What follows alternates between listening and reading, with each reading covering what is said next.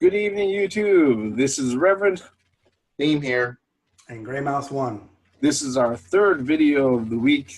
Once again, it's three middle-aged dudes just bullshitting about nothing. Really busy week. Unfortunately, kind of busy in a way that not a lot of people are fans of. We lost two icons in the entertainment industry. One being At least two. Yeah.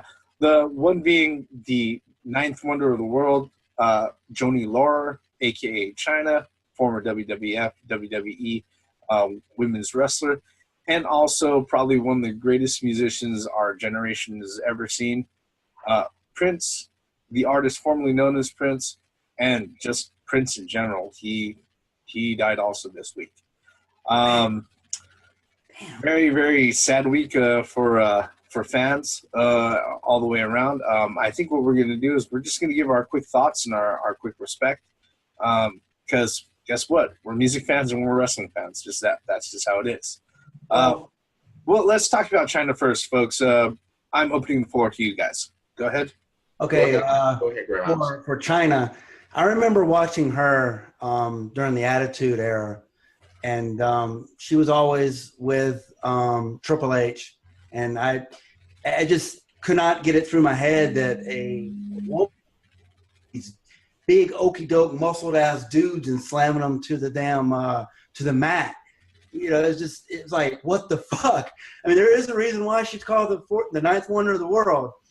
I mean, I don't know. I just have respect for that. And she was, like you guys are going to probably say, she was a pioneer. She opened up the door for all the divas, and it's just, I'm sorry that you had to die so early. And, hey, I don't know. I just remember watching her, and I enjoyed her matches. They were entertaining. That's all I got to say. All right. Like you just touched on, she was the ninth wonder of the world. This woman was only 45 years old and she passed away, which is very sad.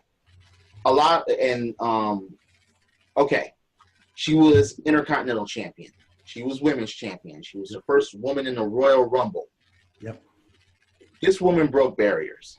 And if you actually saw her, you can actually see why. She was one of those women that can actually, be matched up against these guys and beat them up and actually look convincing while doing it. It makes sense. Yeah. I've already made a video saying, was she the best? No. Was she the worst? No. Because her style was to basically overpower and beat motherfuckers up. That's just it. And I said it also in my video. If they would have gave her the women's championship much earlier, she would have been untouchable. There would have been no one that could beat her convincingly, regardless of how they try to dub her down and stuff like that. It's just sad. Just very sad. Man. Well, to add on to that, she was struggling with drugs. It seems like most of our celebrities, it seems like that's what they spend their money on, unfortunately. And that's an unfortunate consequence, of doing drugs. But I rather remember her for what she done in the WWE. I mean, I think even she released a couple of porn movies, didn't she? So, if that's your thing, go watch that. It's really sad to see somebody die at 45. 45. That's only 5 years older than I am. It really puts you in you're like, what? And like you said, she is the only woman that could go toe-to-toe with most of the superstars of that era, man or woman. And like you said before, Theme, if they had a women's champion, that's probably the reason why they didn't have one. Because, come on. Oh, no, they had one. They had one. They just didn't her. That's what I'm saying. That's what I mean. There was nobody that could, like you said, convincingly, beat her up or win, unless some bullshit, with Triple H and the sledgehammer. He always had it up on paper. You think you know us? Whatever. Anyway, but it's sad. She's like I said, 5 years older than I am right now, and it's like uh, I'm sorry. Go ahead, Reverend. You're rambling. Yes, I know. Just classing up the place too, mentioning porn and drugs. Yes, yes. All right. You gotta mention the good with the bad, man. Come on. Look, I gotta say that my first, I remember her first starting to come out after, when Triple H stopped being the Blue Blood, okay, and she started showing up in WWE, and then DX formed, and she was always there in the background, just scowling with her arms crossed, like a hype man from an early '90s rap group, They always had that big muscle-bound white boy. His only job was when they sat there and they yelled out their rhymes. At the end, he went, "Yeah," and that was pretty much it. And that was pretty much kind of her tagline too. Her job was to look intimidating when people weren't expecting it. Was to run up there, hit them with a low blow from behind, maybe pick up really big dudes and slam them down to the ground. And it worked out, She was more convincing than The Miz. And I will admit openly right now that she did a lot more work than he did. I mean, he probably had a better intercontinental, more convincing intercontinental run than he's ever had. All right. Look. I mean, because let's just be honest, and I'll close out talk from about the Ninth Wonder, so we could move on to the to Prince. But let's just be honest, if you're gonna sit there and you're gonna tell me that, all right, let's compare movesets, let's compare ring work. All right, what actually looks like it hurts and what actually doesn't? What looks like it hurts the person who's doing the move more? I'd be more scared of taking a move from Chyna because her shit looks like it hurts. It doesn't look like she's hurting herself. All right. No. Low blow? Yeah. Yeah. She even used to throw people in the corner and do a backflip to an elbow. Yeah. Yep. And the only thing I know The Miz from, that I can remember The Miz from, is that dick licking plus apples equals The Miz. That's the only thing I remember. All right. Wait. You said dick licking plus apples is The Miz? Dick licking plus animals equals The Miz. All right. But, I mean, right now she passed on, 45, way too soon. She had her demons that she struggled with, and it's one of those things, She lived in Redondo Beach, California. Yeah, and it's just one of those things where if you think about it, she's really literally right around the corner. So yeah, I mean, our condolences definitely. All right. Rest in peace, Nine Wonder of the world. Exactly. She's up there with Eddie right now, man. No. Hey, they're back together. Yep. Yeah. Mamacita. That's what I'm saying. I remember that. Yep, that's what I said. She's up there with Eddie right now. All right. Going from the Ninth Wonder of the world, probably the like I said, probably the most talented musician that we've seen in this current generation, Prince. You know what? When I first knew about him, when I first found out, was in the early '80s. I was in grade school at the time, and all of that. A lot of the knowledge about him and a lot of music was passed on from my older brother and older sister. And I remember what was going on in the world at the time when Prince actually beat out MJ in record sales and also awards.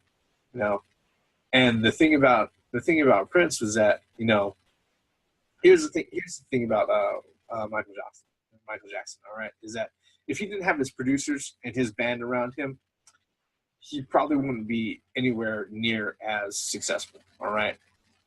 Prince not only sang and danced, he wrote, he played 20 different instruments, he did compositions, he wrote probably more songs than any other published musician out there. He wrote songs for multiple other bands and pop artists, not only pop songs, but rock songs and punk songs, and he did everything. All right. Yeah, he was a little weird, all right, and but he was his own thing. There's only a few things in this world, and there's only a few things that people can actually get away with saying, because they're a certain person, all right. Prince is probably the only person I know in the world where if you ever talk to him and you've heard stories about him, you know, he would have these huge concerts where he would play for like 4.5, 5, 6 hours. But what would happen is that people would be waiting in the crowd like 30, 45 minutes, an hour before the slated time for the concert to start. And Prince would just show up, walk up on stage. People would be asking, what's going on? What's going on? Where were you last hour? And he'd be like, I don't believe in time. Every time I think about time, I got to count. And when I count, I grow old. I don't believe in time. And there wasn't much that people could sit there and say to the dude otherwise. You know? Yeah, I mean. Well, Prince is an artist that you had people standing out, like you said, in the rain for hours waiting for him to perform. And you don't hear any complaints out of it. It's just, you know, I mean, it's just Prince is Prince, man. When that news first broke, I was in disbelief because I was still recovering from, you know, Chyna dying, you know, the day before or 2 days before, whatever, you know. It was literally 12 hours. Yeah. And I was in disbelief. It's like, Prince is dead? And it's like, oh my God, you know? And he was actually at a concert before he died. He was performing. Yep. And, you know, like I said, you know, I mean, Prince is Prince. I mean, just a little bit, Prince is the only artist that really didn't allow Weird Al Yankovic to do any of his songs. He's the only one that felt, because we all know how Prince is with his property and stuff. He's really, you know, so it just tells the type of person that Prince is. But when he's at that stage and he gets up there with his guitar and just plays those riffs for hours and hours and hours and hours and hours, and just everybody, mad skills, man, just mad skills. Just like what the Reverend just touched on, all the instruments he played. I guarantee there's going to be maybe, okay, I can't really guarantee it, but there's a lot of songs that he hasn't released. Over 2,000. They may get released. Yeah, he's got thousands of songs in his vault. Well, he was like, he's like Michael Jackson. He's a perfectionist. Because there's still Michael Jackson songs that haven't been released that he didn't think that was finished, but they were, but not to his standards. And that's the same way as Prince. So here's a couple of things about Prince. I mean, I listened to him when I was very young and, you know, up to now. Mm-hmm. His music, you just can't, there's no mistaking it. You know, you hear it look, Prince was more than just, no, he was more than that, all right? If you motherfuckers say, I never listened to that shit, if you're saying that, then you have no fucking idea. Just like the Reverend has touched on. He has wrote songs for people.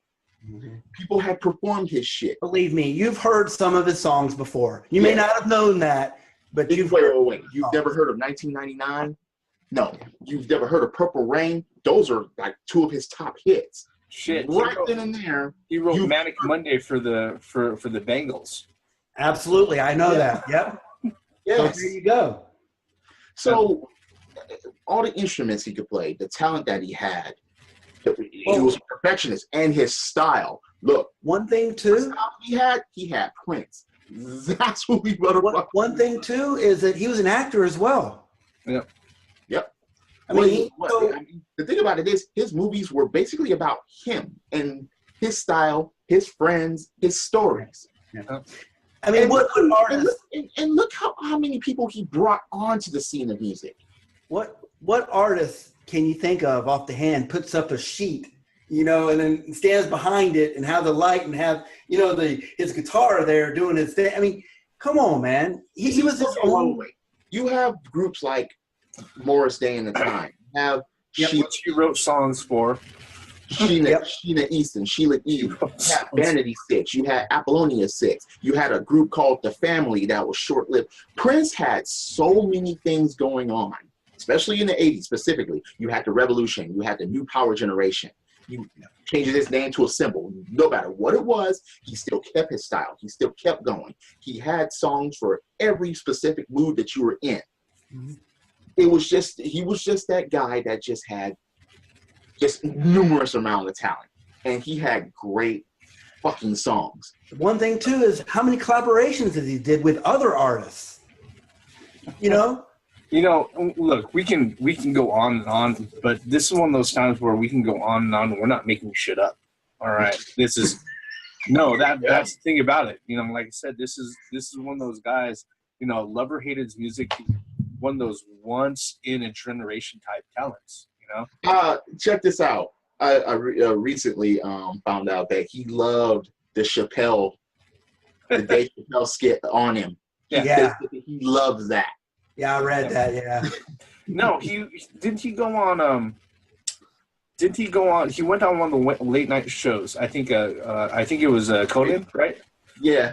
And was it Conan or Letterman? It was one of the two. One of the two. And he asked him, he's like, that whole thing with the basketball game and everything with Charlie Murphy, was that true? And he was like, yeah, everything was true. He's like, but I don't remember serving everybody pancakes today. Yeah, he said everything was true except for the pancakes. Yep. I mean, and now you have, even before he died, pictures surfaced from his high school team. Yeah. So the motherfuckers, they was like, wait, no, that was just a skit. No, this was true. Yeah. It was a true fucking story. Look, and like Charlie Murphy said at the end, who the fuck could make up that shit? Why would you admit that Prince schooled you in basketball? If you knew his music, knew what type of man he was and wore purple, and them motherfuckers came out to the court wearing the same shit they was wearing in the club, who the fuck would say that? And you got your ass whooped by him? No, I wouldn't admit that shit unless it was fucking fact. Yep. I mean, all right. Before we close this video out, all right. One song, guys. One song. What is your most memorable or favorite song of Prince's? We'll start with you, Gray Mouse. I have to say Purple Rain, man. Okay. All right. I could go all day.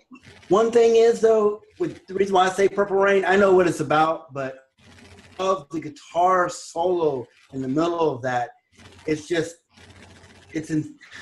yeah. Theme, what about yours? Quickly. Okay, look. Purple Rain is one. Controversy is one. Little Red Corvette, 1999. Yep. Raspberry Beret, Damn You, Sexy Motherfucker. It was just, oh, Jesus. This man, Kiss. You hear this shit just regardless. Yep. And fuck that. I can go on and on. So you're gonna be that guy, right? Okay, I'll let that pass. Like I said, he's one of the most prolific music writers ever. Favorite song for Prince? Darling Nikki. Okay. Yes. And if you've listened to the lyrics of the song, you know that song got remade.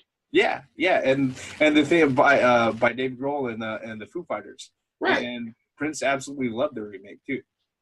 So, but yeah, rest in peace to the symbol, to the man, the Prince. All right, he's Prince up there. Rogers Nelson. Yep, he's up there. Wow. Dancing around in thigh highs and stiletto heels because that's what he rocked. And he was able to get away with that. So get away with it. You couldn't fucking stop him. Yep. and here's one thing I want to say. He was one of those guys that said, fuck everybody else. I'm going to do whatever the fuck I want to do. And I respected that more than anything else about him. But okay, his talents is one thing. But when he stepped up, he's like, I'm Prince. I don't need nobody else. Shit, I know who I am. I know what I want. I know what I like to do. This is me. If you don't like it, fuck you. Move on. I got all this shit. That was his personality in a nutshell. And he didn't even have to say it. He just showed it. And that was the way to fucking live. Yep. He wasn't crying for any safe spaces. Hell no. And I respect that more than anything else about him. Yep. All righty. With that, that's our thoughts on the dearly departed. You guys get that now, right? The celebrities, whenever they die, I think the worst thing about it is that it affects people. And part of the reason why it affects people is that not only does it brings back memories of when we first got familiar with those folks, but it also kind of reminds us that we're getting old. And one day we're going to die also. Lay off that. Reminds you of mortality. Yep. Lay off that. Okay, and they were turning everything purple. Monuments were turning purple. Even Google. Yeah. For Christ's Google sake, turned purple. Purple and Purple Rain coming out, and you have choirs and plays and performing Purple Rain. Purple Rain is hitting the theaters. It should be in the theaters as we speak. Yep. It went back to the theaters. So if you haven't seen it, or if you can't find it right now, just go to the theater and watch it. Yep. Definitely the world is mourning. Yep. And we'll be doing that alongside with everybody else. We've got less than 30 seconds left, folks. Thank you for spending the last 20 minutes with us. If you're so kind, hit like, subscribe. We're the three middle-aged dudes just bullshitting about nothing. I am the Reverend. The theme here. And Grey Mouse 1. Rest in peace, Chyna. Rest in peace, Prince Rogers Nelson. Credits.